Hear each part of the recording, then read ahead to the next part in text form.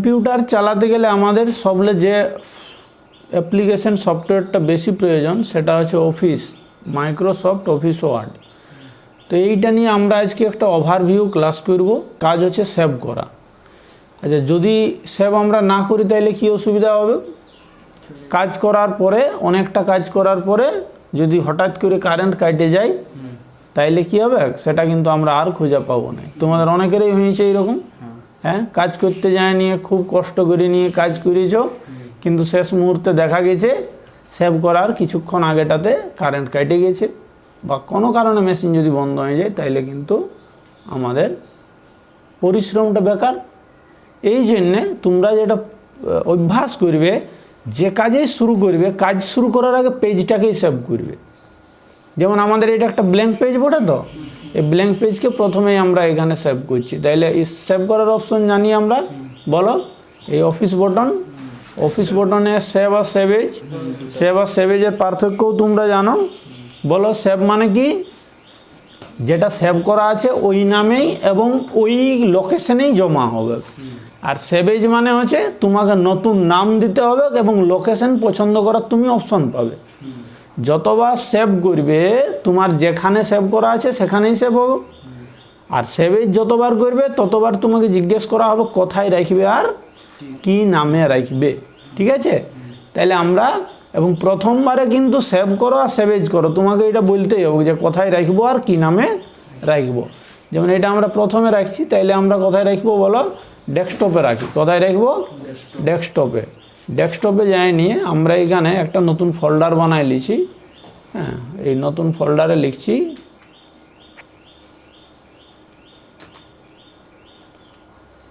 Capital লেটারে লিখা word. Word বলে আমরা একটা এখানে ফোল্ডার বানালি। এইখানে ফোল্ডারটার মধ্যে আমরা কি নামে রাখবো এই ফাইলটাকে?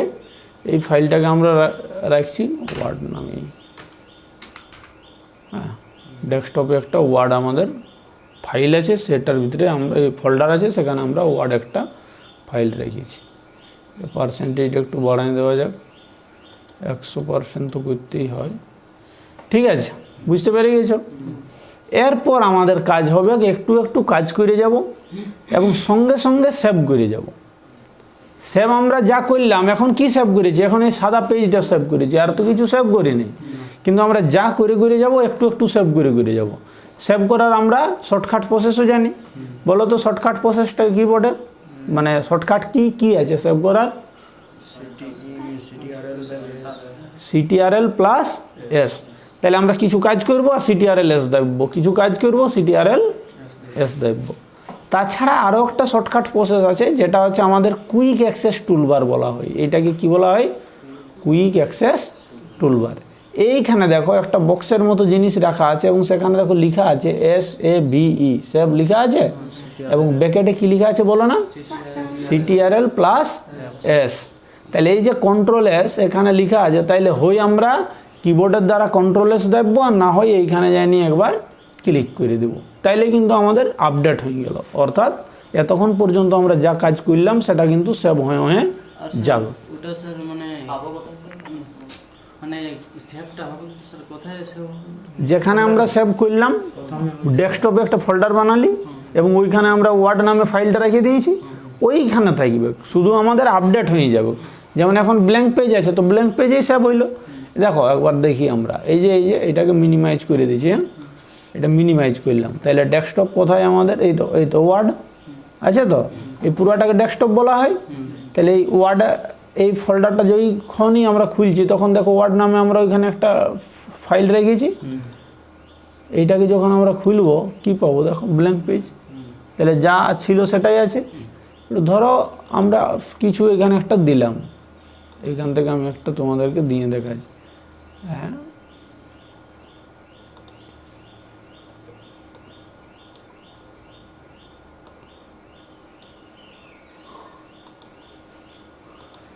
ঠিক আছে, এইটা হলো।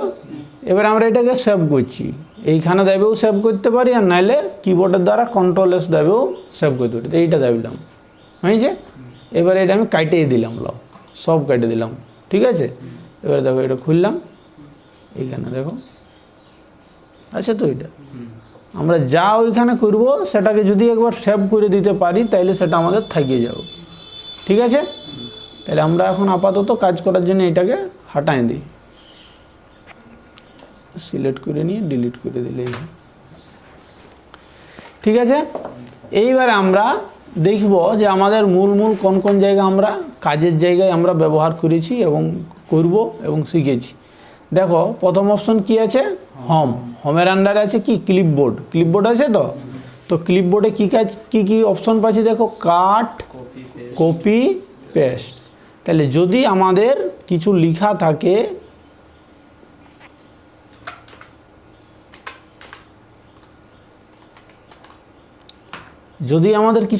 থাকে, সেইটাকে আমরা কিভাবে কাট করব, কপি করব, পেস্ট করব। তো এই যে আমরা দেখো এইখানে আমাদের ওয়ার্ডে কাজ করতে গেলে কি কাজ করতে হয়, সিলেক্ট। তাহলে সিলেক্ট করলাম, এটাকে যদি আমরা কাট করি কি হবে বলো, কাটে যাবে। কাট মানে হচ্ছে কাটে যাও, দেখো কাটে গেল। এবারে কারসারটাকে আমি এইখানে নিয়ে আলি, এই যে নিচে নিয়ে আলি। এবারে কারসার এইখানে নিচে রেখে নিয়ে আমি যদি পেস্টে ক্লিক করি তাহলে কী হবে একবার দেখা যাক, ওই যেটা কাটেছিলাম সেটা কিন্তু এখানে চলে এলো। আচ্ছা, কাট আর পেস্ট বুঝতে পারা গেল। এবারে ধরো এইটাকে আমি সিলেক্ট করলাম, সিলেক্ট করে নিয়ে কপিতে ক্লিক করলাম, আর এইখানে কারসারকে রেখে এইবার আবার পেস্ট করলাম। দেখো এই জিনিসটা এইখানে আরেক কপি হয়ে গেল। তো কপি মানে হচ্ছে তোমার যে ছিল সেই জিনিসটা আরেকবার বা আরও আমরা সেটাকে ওই সেম কপি নিয়ে আসা। আর কাট মানে হচ্ছে কাটে নিয়ে আসা। সেই পেপার কাটিং, যেমন পেপারটাকে যদি আমরা জেরক্স করি তাহলে পেপারেরটাও থেকে গেল আর জেরক্স কপিটাও পালি, এটা হলো কপি। আর যেটা হচ্ছে আমাদের পেপারটাকে কাঁচি দিয়ে যদি কাটে নি, একটা ছবি পাইছো কাটে দিলে, তাহলে পেপারটাতে কি আর থাকিলো, তাহলে ওইটা হলো কাট। তাহলে কাঁচি দিয়ে কাটা সেটাকে কি বলছি, কাট। এর শর্টকাট কিটা বলো, কন্ট্রোল এক্স। কাটের জন্য কি বটে, কন্ট্রোল এক্স। আর কপির জন্য বটে কন্ট্রোল সি। আর পেস্টের জন্য কি বটে বলো, কন্ট্রোল ভি। মনে থাকবে। তাহলে এইখানে আমাদের ক্লিপবোর্ডের কাজ দেখো হয়ে গেল। এরপর আমরা পাচ্ছি এইখানে দেখো ফন্ট। তো এই লেখার যে আকৃতি, এই জায়গাটাই তো ফন্ট। তাহলে এই ফন্টকে আমরা কি করতে পারি, দেখো বিনা সিলেক্টে কিন্তু কাজ হবে না। হ্যাঁ, সিলেক্ট করে নিলাম এতটা। সিলেক্ট করার পর এইখানে দেখো একটু আমরা প্রথমে দেখো একটা অপশন পাচ্ছি ফ্রন্ট সাইজ। তো ফ্রন্ট সাইজটাকে আমরা আগে বড় করি, একটু দেখতেও সুবিধা হবে। আসছে না বড়। তাহলে ফন্ট সাইজ ছোট বড় এখানে 36 আছে।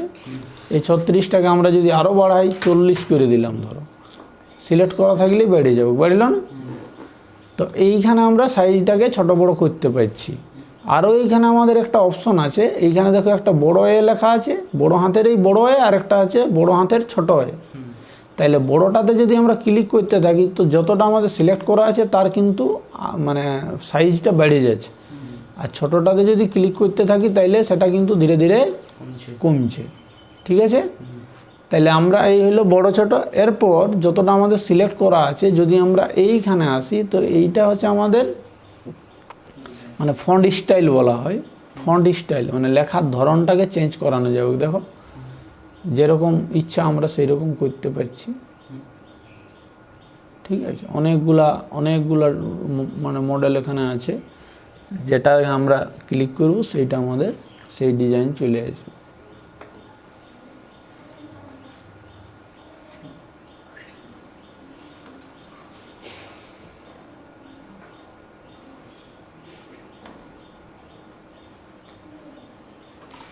ঠিক আছে, তাহলে আমাদের এইগুলো গেল। এরপর দেখো এখানে বি আছে, কারসারটা নিয়ে গেলে ওখানে আমরা কি দেখা পাচ্ছি, বোল্ড। কি দেখা পাচ্ছি, বোল্ড। বোল্ড মানে লেখাটাকে একটু মোটা করা যাবে। এখানে যদি আমরা ক্লিক করি তাহলে আমাদের লেখাটা কী হোক, একটু মোটা হোক, যতটা সিলেক্ট করা থাকবে। তো তোমরা বলো তো বোল্ডের শর্টকাট কি আছে, CTRL B। তাহলে আমরা এখানে ফন্ট স্টাইল চেঞ্জ করলাম, ফন্ট সাইজ চেঞ্জ করলাম, তাই তো?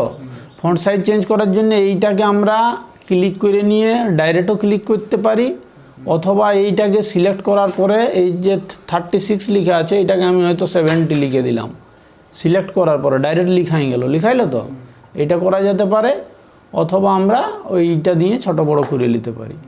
ঠিক আছে, এরপর আসা যাক এই বোল্ড তো এটাও আমরা একবার আলোচনা করলাম যে যেটুকু সিলেক্ট করা থাকবে সেইটাতে যদি ক্লিক করি তাহলে আমাদের মোটা হবে এবং সরু হবে।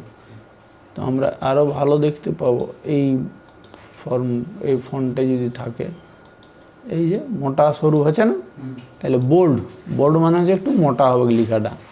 আর এই আই যেটা আছে এটাকে কি বলা হয় বলো? ইটালিক মানে কেমন হয় লেখাটা? একটু বাঁকা হবে। দেখা যাক, এই যে একবারে বাঁকা হইলো, অন্যবারে সোজা হয়ে যাচ্ছে। দেখো যখন এটা মানে হাইলাইট হচ্ছে সেই সময়টাতে কাজ করছে, আর যখন এই হাইলাইটটা হেঁটে যাচ্ছে তখন আর কাজ করছে না। তারপর আমাদের আছে ইউর নিচে দেখো একটা লাইন দেওয়া আছে, ইউ ফর আন্ডারলাইন। তো নিচে দেখো আন্ডারলাইন লেখা হইলো, তাহলে এইটাকে ক্লিক করলে নিচে আন্ডারলাইন পাচ্ছি, এটাকে আবার ক্লিক করলে হেঁটে যাচ্ছে। আচ্ছা, এগুলো শর্টকাট কীগুলো একটু বলো তো জোরে জোরে। বোল্ডের জন্য কিবোর্ডে CTRL+B, ভেরি গুড। ইটালিকের জন্য CTRL+I, আর আন্ডারলাইনের জন্য CTRL+U, ভেরি গুড। এগুলো হলো আমাদের শর্টকাট কিগুলো মনে রাখবে, কারণ যদি এই অপশনটা কোনো সফটওয়্যারে খুঁজে না পাও তখন শর্টকাট কি দিয়ে তুমি কাজ করতে পারবে। আগে সিলেক্ট করে নিবে। হ্যাঁ, এরপর দেখো ABC এর মাঝে একটা লাইন টানা আছে না, এটাকে বলা হয় স্টিক থ্রু। দেখো লেখাটা চলে আসছে, স্টিক থ্রু মানে কেমন মনে হচ্ছে? লেখাটার উপরে একটা কাঠি দিয়ে দেওয়া হবে। দেখো এই যে স্টিক থ্রু, কাইটে দিয়া লেখাটা থাকে গেল। কলমে যেমন আমরা খাতাতে কোনো লিখলাম, ভুল হইলো সেটাকে কাইটে দিলাম, ঠিক সেই রকম এইটা একটা আমাদের কাটবার অপশন। ঠিক আছে, এরপর আমাদের আছে x2 আর x² আছে না। তো x2 x² এইগুলো যদি আমরা করি, তো যেমন আমরা বলো জলের সংকেত কি? H2O, very good, H2O। তাহলে এই টুটা কি এরকমভাবে লেখা যায়? একে কোথায় লিখতে হবে? কার নিচে? এইচের নিচে। তাহলে এই জন্য আমরা 2কে সিলেক্ট করে নিব, আর এই যে x2 যেটা আছে এখানে ক্লিক করে দিলেই চলে গেল। এইটাকে বলা হয় সাবস্ক্রিপ্ট। কি বলা হয়? সাবস্ক্রিপ্ট। তারপরে আমরা যেমন জানি, এবার H2SO4টা লিখতে পারবে তোমরা? বলো তোমরা, আমি লিখছি একবার। H2SO4 কোনটা সিলেক্ট করব বলো? 2টা সিলেক্ট করলাম, একে সাবস্ক্রিপ্ট করলাম, তারপর 4কে সিলেক্ট করা হলো, সাবস্ক্রিপ্ট করা হলো। তাহলে H2SO4 চলে এলো। একটু বোল্ড করে দেখা যাক, ভালো লাগছে। হ্যাঁ, তাহলে H2SO4। এইবারে ধরো আমাদের কাজ হচ্ছে a-b তার whole square, bracket open, a-b তার হোল স্কোয়ার। তো এই হোল স্কোয়ারের এই 2টা তো এইভাবে থাকে নাই, থাকে কি?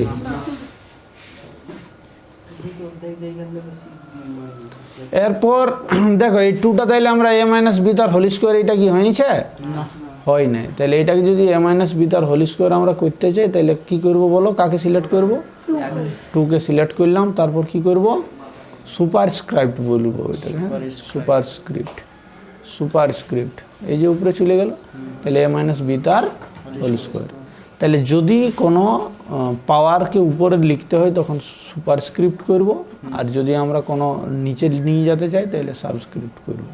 ঠিক আছে, এরও শর্টকাট কি আছে দেখো সুপারস্ক্রিপ্টের জন্য? ইয়েস কমেন্ট, Ctrl+Shift++, দুবার প্লাস দেখতে হবে।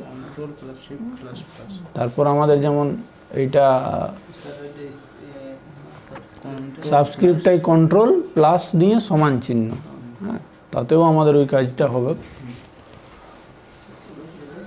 তারপর আমাদের দেখো এইখানে একটা বড় হাতের এ আছে আর একটা ছোট হাতের এ আছে। তো এই বড় হাতের এ আর ছোট হাতের এর অর্থ হচ্ছে যদি আমরা এইটাকে সিলেক্ট করি এবং এইখানে দেখো একটা তীর চিহ্ন আছে, তীর চিহ্নটাতে ক্লিক করি। ক্লিক না করার আগে দেখো একটা লেখা পালি আমরা চেঞ্জ কেস। কি পালি? Change case. তাহলে এই লেখাটার ধরনটা আমরা চেঞ্জ করতে পারি। কি কি ভাবে চেঞ্জ করতে পারি দেখো, এখানে ক্লিক করলেই চলে আসছে সেন্টেন্স কেস। দেখো কত সুন্দর এইখানে সফটওয়্যারটা সাজানো আছে। সেন্টেন্স কেস লেখাটা যদি একটু লক্ষ্য করো, দেখো বড় হাতের লেখা কে আছে বলো না? এস। বাকি সবাই ছোট হাতের। দেখো এইটা ক্লিক করে দিলে এইরকম হবে, সব ফার্স্টেরটা বড় হাতের থাকবে, বাকি সব ছোট হাতের। প্রত্যেকটা সেন্টেন্সে প্রত্যেকটা লাইনের মানে ফুল স্টপ পর্যন্ত যেটা পাচ্ছ তুমি, সেটাই এই ব্যাপারটা হবে। এরপর যদি সেটা না করে আমরা লোয়ার কেস করি, লোয়ার কেস দেখো লোয়ার কেসে কোনটা আছে বড় হাতের? কোনোটাই নেই। মানে কি দাঁড়াইলো তাইলে? সব হবে ছোট হাতের। দেখো সব ছোট হাতের হয়ে গেল। লেখাটা ঠিক বলেছো।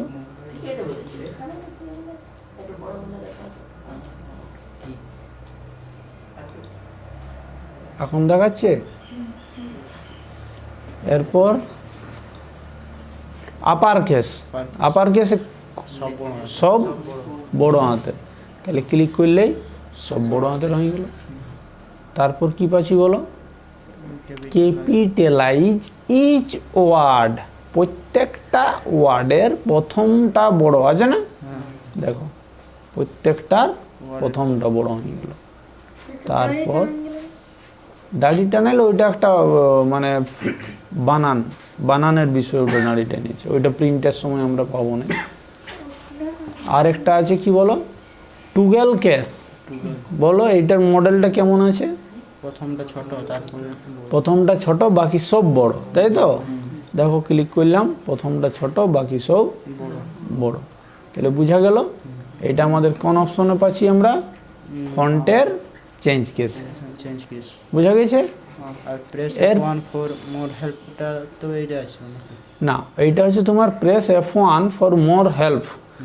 এর থেকেও যদি বেশি কিছু তুমি জানকারি দরকার আছে তোমার, তাহলে হেল্প বলে একটা মানে সেই যেমন সূচিপত্র দেওয়া থাকে তো সেইরকম F1 বোতামটা দাবতে গেলে তোমাকে আরও হেল্পের জায়গাতে নিয়ে যাওয়া হবে। এইটার কী কাজ, এইটার কী কাজ। তোমরা যখন টিভি কিনো বা কোনো মোবাইল কিনো, তখন দেখবে ওর সাথে একটা বই দেই তো, ওইটাতে অনেক কিছু ইনস্ট্রাকশন লেখা থাকে। এইটা হচ্ছে আরও যদি বেশি কিছু জানতে চাও, তাহলে তুমি F1 দেবে, ওখানে যেন ডিটেলসটা পড়ে নাও। বুঝতে পেরেছ? এই জন্য তোমরা ইংলিশটা একটু প্র্যাকটিসও ভালো করে করবে, যাতে করে তুমি যে জিনিসটা বুঝতে পারবে না সেটাকে, ইংলিশ বুঝতে পারছো না সেটাকে তোমাকে আবার ইংলিশেই বুঝতে হবে, তাই তো? বিষয়টা তো এমনই, বুঝতে হবে, পাইরেও যাবে, এমন কোনো বড় ব্যাপার লই। ঠিক আছে? এরপর দেখো এইখানে AB লেখা আছে এবং নিচটাতে একটা হাইলাইট করা আছে এবং লেখাও চলে আসছে। দেখো টেক্সট হাইলাইট কালার। কোনো একটা লেখাকে আমরা কি করি? হাইলাইট করি। বসো এখানে, টেক্সট হাইলাইট করি। বসো। তোমরা নিশ্চয়ই সেই রিডিং পড়ার সময় হাইলাইট পেন নিয়ে হাইলাইট করে নাও তো সেই জিনিসটা আমরা করতে পারবো। আমাদের যদি এখানে একটা কোনো PDF আছে, যে PDFটা একটা গল্পের বই বটে, সেইটা তুমি পড়ছো, তাহলে সেইটা পড়তে পড়তে তোমার কোনো জায়গা ভালো লাগলো, তুমি সেটাকে তো হাইলাইট করে রাখবে। তাহলে হাইলাইট করার অপশনও আমাদের এইখানে আছে। আমরা কি করব?